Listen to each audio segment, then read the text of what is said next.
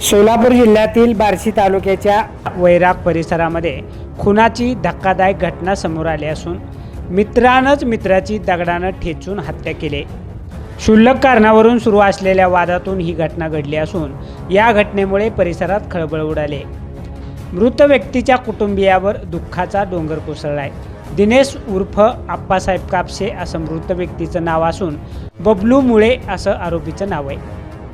मिळालेल्या माहितीनुसार दिनेश उर्फ आप्पासाहेब कापसे आणि आरोपी बबलू मुळे हे दोघेही एकमेकांचे जवळचे मित्र होते। काही दिवसांपूर्वी दोघांमध्ये किरकोळ कारणावरून वाद सुरू होता। दरम्यान पोलीस ठाण्यात तक्रार देण्यास का पाठवलं या मुद्द्यावरून दोघांमध्ये पुन्हा जोरदार वाद झाला। हा वाद इतका वाढला की आरोपी बबलू मुळे याने संतापाच्या भरात दिनेश कापसे याच्यावर दगडाने वार केले। डोक्यावर गंभीर मार लागल्यानं दिनेशचा जागीच मृत्यू झाला। घटनेनंतर आरोपी घटनास्थळावरून फरार झाला होता।